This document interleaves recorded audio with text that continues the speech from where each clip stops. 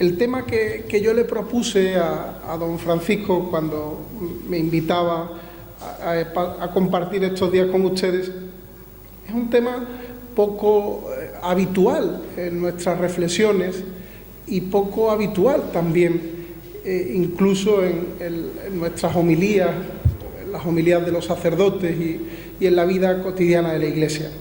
Es el tema de los pecados capitales.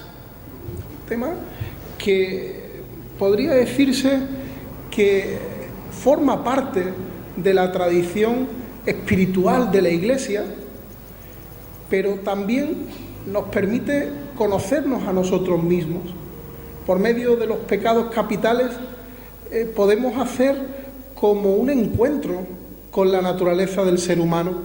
Decían los padres del desierto, en los primeros siglos del cristianismo, que los pecados capitales eran como una enciclopedia de la condición humana, de manera que conocer estos 7 pecados capitales implica adentrarse en el conocimiento de lo que significa ser persona, lo que significa ser hombre, en el conocimiento humano. El tema de los pecados capitales ha estado muy presente a lo largo de la historia del pensamiento cristiano y fue abordado de un modo bastante sistemático y bastante claro en una obra de Santo Tomás de Aquino que tiene por título Sobre el mal. Al mal se refiere Santo Tomás de Aquino hablando de lo que él llama los vicios capitales. De este modo se pone delante de una realidad que es para el ser humano siempre un misterio, el misterio del mal. Nosotros tenemos 2 formas de enfrentarnos a la realidad: atajando problemas, que son los que podemos resolver cuando con cierta pericia pues nos enfrentamos a ellos, poniéndonos delante de misterios, de realidades que no podemos separar de nosotros mismos y que no podemos solucionar con los medios que están a nuestro alcance. Muchas veces nos situamos ante el mal como si se tratase de un problema, pensando que al mal se le vence pues, creando instituciones universales que promuevan la paz, desarrollando técnicas médicas o farmacéuticas que acorten la influencia de la enfermedad, o de otros muchos modos. Y es verdad que son medios legítimos en la lucha humana contra el mal. Sin embargo, no es menos verdad que el mal parece revolverse frente a esos medios. Pensemos en el siglo XX, jamás se han llevado a cabo en el mundo tantas iniciativas diplomáticas para acabar contra el mal de la guerra. Y jamás la guerra ha causado tanto mal, tanto daño y tanta muerte como en el siglo XX. Pensemos en el caso de la medicina o de la farmacéutica. Jamás se ha estudiado tanto y se ha invertido tanto tiempo, esfuerzo, dinero, conocimiento para ponerle freno a la enfermedad, y jamás la enfermedad se ha expandido con la virulencia del siglo XX. El mal no es un problema, el mal es un misterio. No podemos hablar del mal como si fuera algo ajeno a nosotros, con el que pudiéramos poner distancia. El mal es un problema, no es un problema, es un misterio, y abordarlo significa entrar en nosotros mismos.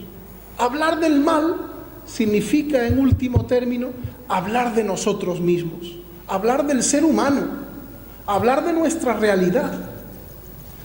Cuando Santo Tomás de Aquino trata en esta obra sobre el mal, este misterio, lo hace desglosando en la segunda parte de este escrito amplio lo que significa cada uno de estos 7 pecados capitales.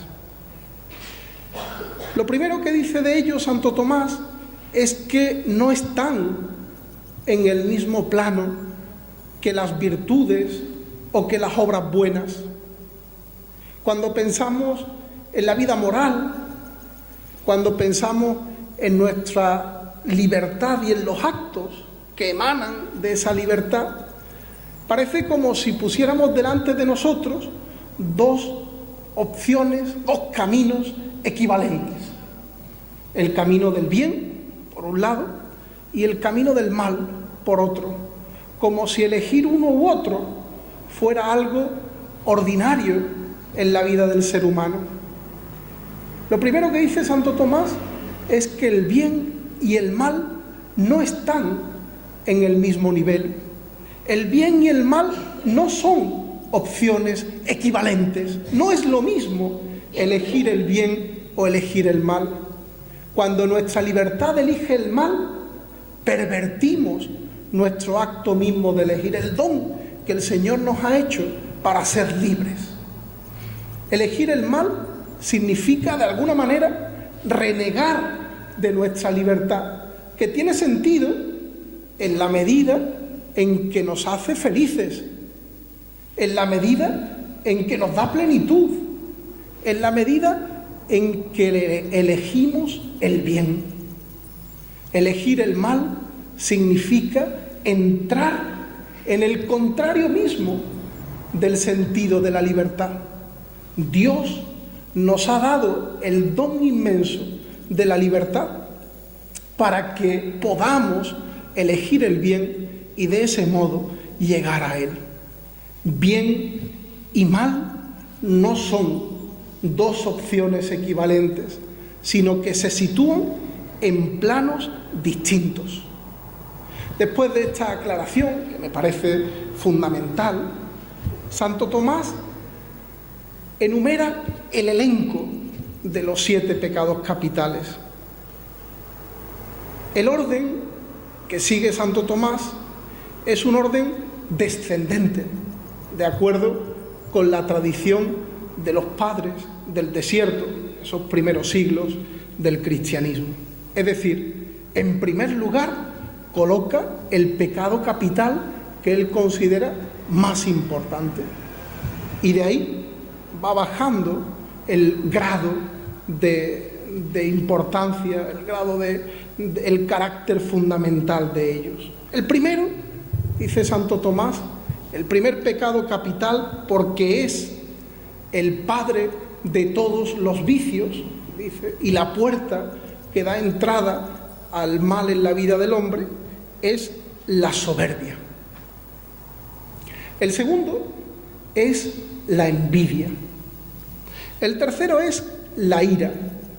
El cuarto, la avaricia. El quinto, la gula. El sexto, la lujuria. Y el séptimo, la pereza. Son 7 los pecados capitales y no es casualidad que este número aparezca en relación a este tema tan importante en la historia de la espiritualidad cristiana. Sabemos bien la importancia del número 7, la comprensión universal que implica este número. Diciendo que son 7, decimos que en ellos están contenidos todos los actos malos que el hombre puede cometer.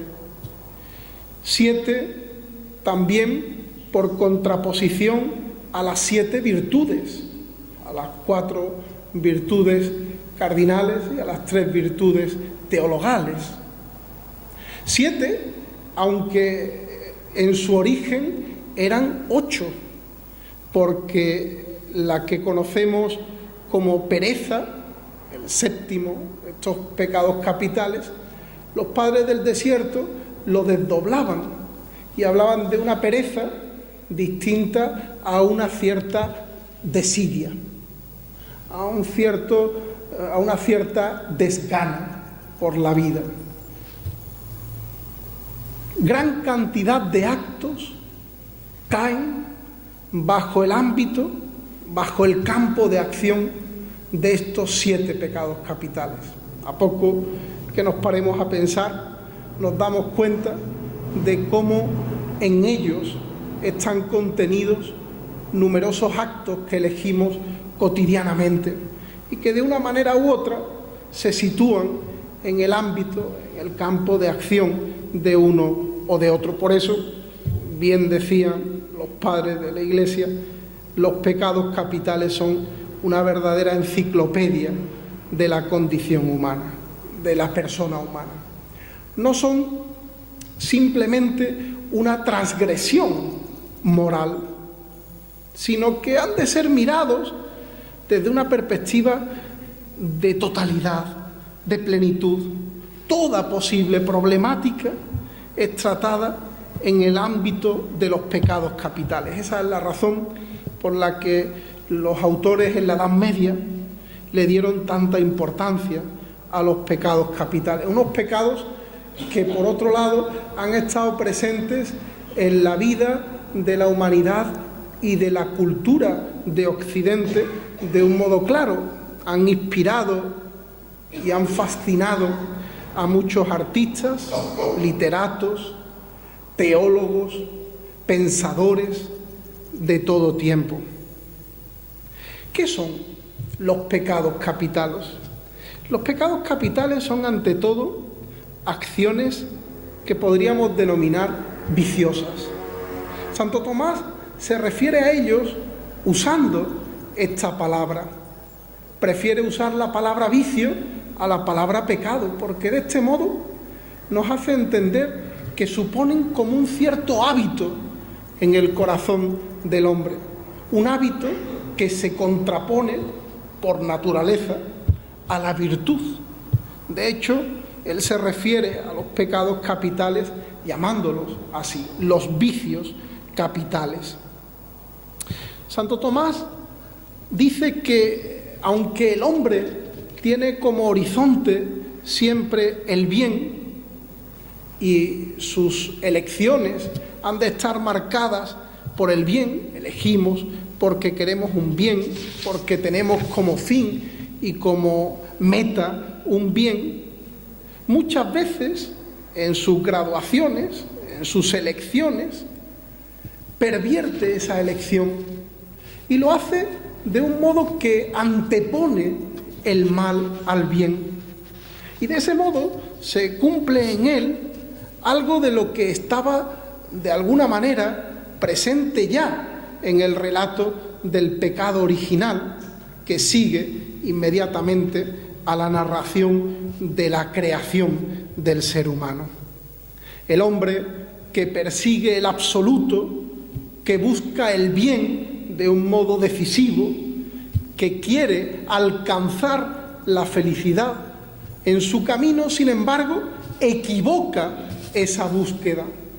En su camino equivoca ese fin de absoluto y pretende encontrar en esos pecados, en esas acciones viciosas, el absoluto y la plenitud que desea.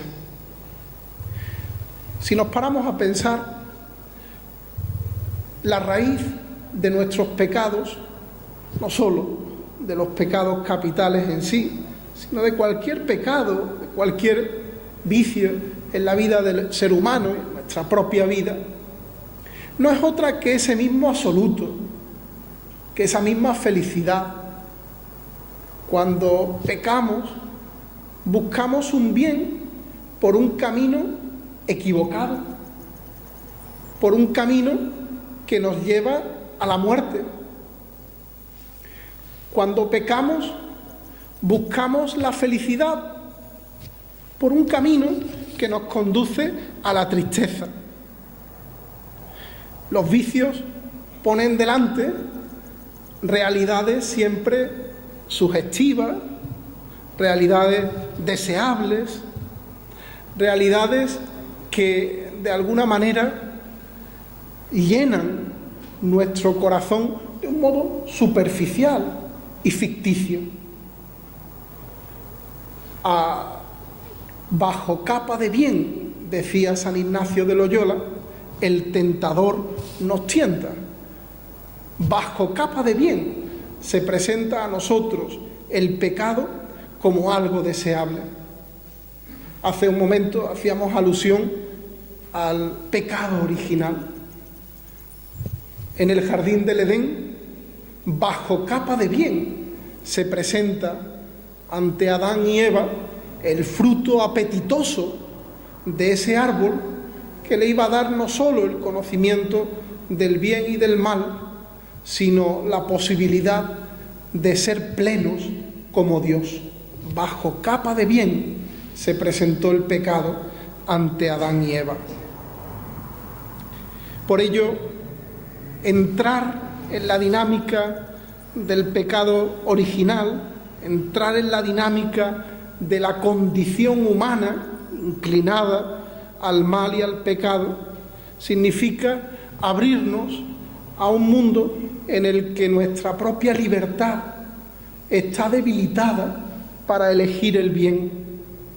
Abrirnos al mundo de lo que, aunque aparezca sugestivo y con promesa de felicidad, nos introduce de lleno en el caos, en la dispersión, en la muerte.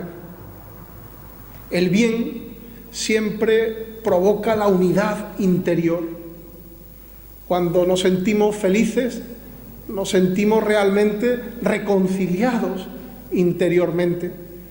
Cuando vivimos en Dios, cuando elegimos el bien, cuando nuestra vida está ordenada, encontramos esa armonía frente a la que se impone el pecado, que por principio significa el caos, significa la dispersión, significa, en último término, la ruptura.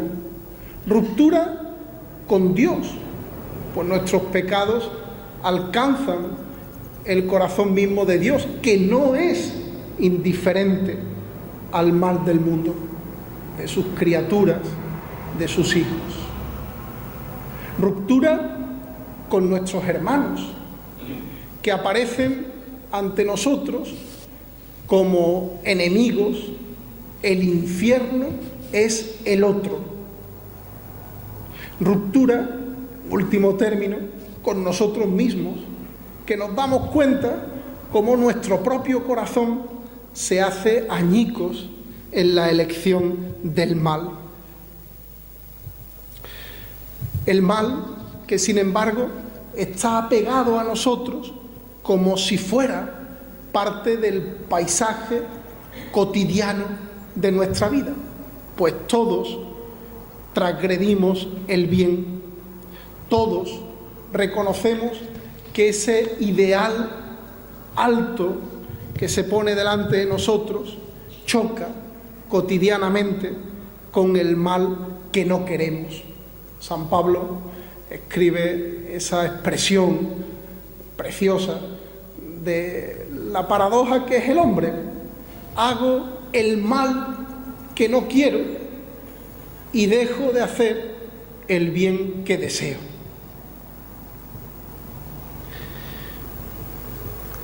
La pregunta que podríamos hacernos a continuación es: ¿por qué estos 7 pecados y no otros? ¿Por qué estos 7 y no otras acciones que podrían ser más dañinas o que podrían ser moralmente más graves? ¿Por qué estos 7 pecados?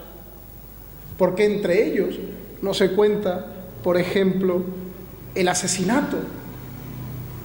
¿Por qué es más grave el asesinato que la misma ira o que la pereza, quizá un pecado capital que miramos con cierta ternura, o la gula, otro de los que nos causa cierta simpatía? ¿Por qué la gula o la pereza están incluidos en una lista en la que no está, por ejemplo, el asesinato, el homicidio?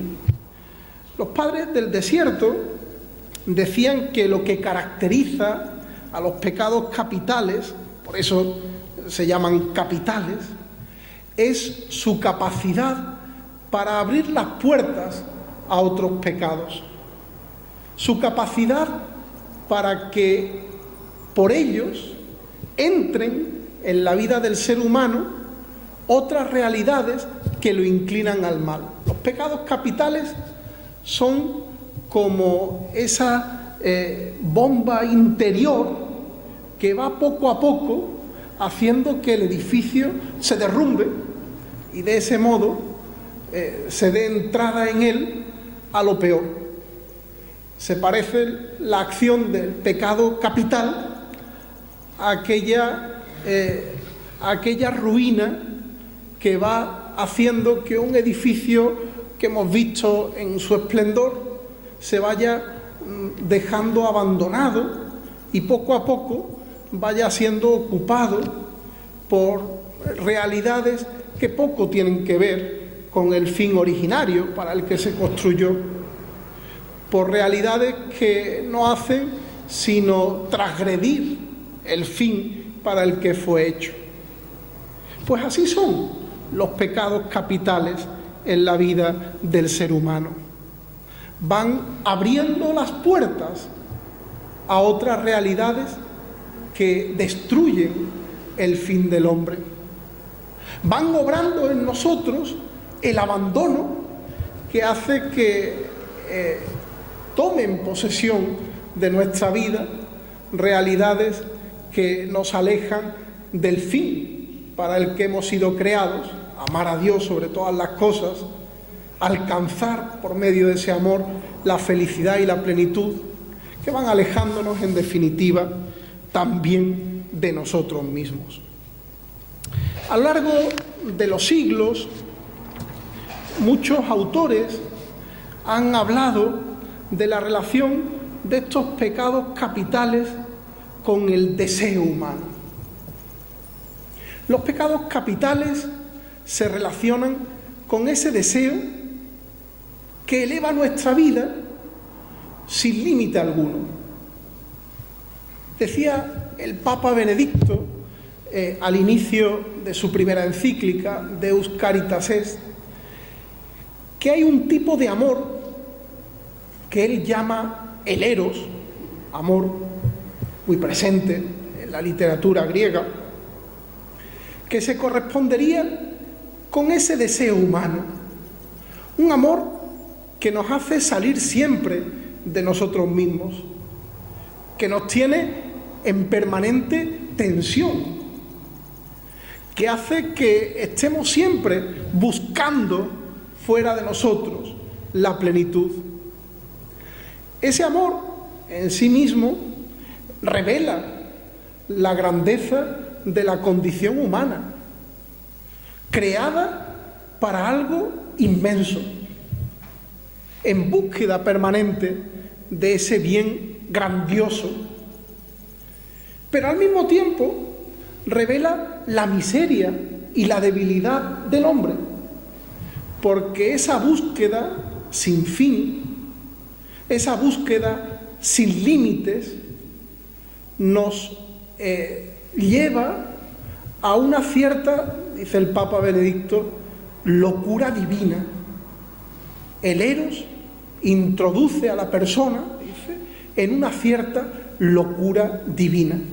Los pecados capitales nos sacan de nosotros mismos, nos llevan a realidades que están fuera de nosotros mismos, nos introducen en una especie de locura divina porque nos ponen delante de nuestros deseos, delante de lo que quisiéramos, sin hablarnos de nuestros límites. El hombre está abierto al absoluto, está abierto a la plenitud, está abierto a la vida, a la eternidad de la vida, pero al mismo tiempo se pone delante día a día de su límite. Lo que el hombre busca, el absoluto, se encuentra con el límite de su condición. Los pecados capitales encierran una promesa falsa que por medio de ellos vamos a alcanzar un absoluto sin límites. Por eso son atractivos a nuestro deseo. Por eso se ponen delante de nuestro afecto, de nuestra sensibilidad, y por eso nos ganan, porque nos prometen un absoluto sin límites, porque prometen la negación de nuestra humanidad. Y entonces resuena también en nosotros la vocecilla del tentador: seréis como Dios, en el conocimiento del bien y del mal. Seréis como Dios, no moriréis, seréis como Dios. Como si por medio de ellos pudiésemos vencer las limitaciones de nuestra condición humana y pudiésemos alcanzar ese absoluto, esa plenitud que tanto deseamos. El pecado capital, cada uno de ellos, pretende, por tanto, eliminar todo límite en la condición del hombre y ganarnos a través de nuestros deseos, a través de aquello que está presente tan dentro de nosotros mismos. Los antiguos conocieron los pecados originales, estaban ya en la literatura de los autores que no eran cristianos, que no eran ni siquiera judíos. Algunos autores antiguos habían reconocido el vicio. Sobre todo, pues, están presentes los pecados capitales y la reflexión sobre el mal del hombre en obras como la Ética a Nicómaco, que es quizá la obra por antonomasia, ¿no?, sobre la moral en la edad antigua, que tiene por autor a un filósofo muy importante que se llama Aristóteles.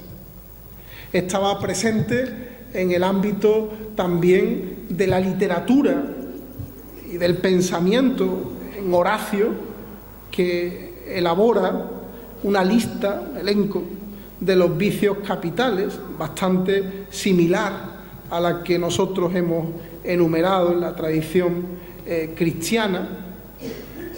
Estaba presente, sobre todo, lo hemos dicho, en la literatura de los padres del desierto, en donde pronto empiezan los comentarios a estos 7, a este septenario de los vicios capitales, reconociéndolos como la raíz de todo comportamiento vicioso, la raíz de todo pecado. Decía San Gregorio Magno: el primero de los vicios, la raíz de todo vicio, es la soberbia, y su hija es la vanagloria que genera la envidia. Aquel que es envidioso se hace irascible, y de la ira nace la tristeza, porque la mente turbada se nutre de pensamientos tristes. De ahí se llega a la avaricia, que busca externo al hombre mismo la consolación por medio de los bienes materiales. Y detrás de la avaricia está la gula, cuya satisfacción se encuentra en la ausencia de afecto y de amistad. De los vicios de la gula nacen los vicios de la lujuria, que como ella es otro vicio carnal. Cuanto más se tiende a la gula, más pensamientos lujuriosos se tienen. Y de este modo, San Gregorio Magno enumera, ya vemos con ese orden, el septenario de los pecados capitales. Nos ofrece una idea bastante unitaria de estos 7 pecados. Hace como una buena síntesis de los 7 pecados capitales. Existe, y esta es la conclusión a la que llega San Gregorio Magno, existe un orden natural del pecado, unos vicios que por su importancia se ponen delante de otros, no porque sean materialmente más grandes, sino porque son la cabeza de otros vicios secundarios. Evidentemente, estos vicios capitales están presentes también en la misma Sagrada Escritura y son frecuentes las citas a las que los padres del desierto hacen alusión, citas que en la Escritura nos hablan de unos o de otros. El riesgo de entrar en el vicio capital, el riesgo de deslizarnos en este hábito de pecado, implica de alguna manera la autodestrucción, el aprisionamiento del hombre. De ahí el valor simbólico de estos vicios. Es Santo Tomás, de nuevo, el que habla de la jerarquía de los vicios capitales. Al bien del alma le sigue el bien del cuerpo, y por eso los pecados que atentan contra el bien del alma se colocan por delante de los pecados que atentan contra el bien del cuerpo. En estos días vamos a tener ocasión de referirnos particularmente a cada uno de los pecados capitales. Hecha esta primera introducción, este primer día, a partir de mañana iremos desglosando cada uno de estos pecados capitales, tomando como referencia fundamental su papel en la Escritura Santa, en la Biblia, su papel en la tradición de la espiritualidad cristiana y de la teología espiritual a lo largo de la historia, y también su papel en la psicología y en la vida ordinaria del ser humano, dándonos cuenta de cómo son en verdad una enciclopedia de la condición humana, no solo porque abarquen muchos actos que el hombre lleva a cabo, sino porque tocan todas las dimensiones que constituyen la vida del ser humano, desde la más alta, la dimensión espiritual, hasta la más básica, hasta el rasgo psicológico o afectivo más ordinario y cotidiano, está presente en la reflexión sobre los pecados capitales. Terminaremos cada reflexión de los pecados originales, de cada uno de ellos, proponiendo alguna vía de solución, de acuerdo con los padres del desierto y de la espiritualidad antigua, alguna vía de solución para cada pecado capital. Los padres de la Iglesia no solo describen muy bien los pecados capitales, sino que además buscan sanar al hombre de la influencia de ese mal concreto, sanar al hombre de la influencia directa de los pecados capitales en su vida. Pues eso, le digo, será a partir de mañana. Dejamos aquí esta tarde esta reflexión, esta primera meditación que nos introduce en la realidad del mal, que choca con nuestra búsqueda del absoluto y del bien, y en la reflexión sobre el pecado, y muy particular el pecado capital que, entrando a través del campo del deseo, pretende darnos una plenitud de un modo falso que eliminaría, extirparía los límites de nuestra condición humana.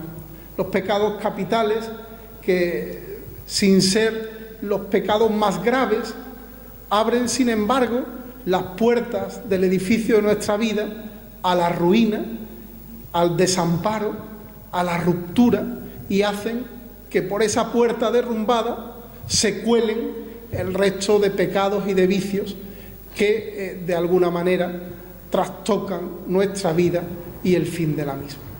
Mañana seguimos y abordamos de un modo directo ya la cuestión de la soberbia.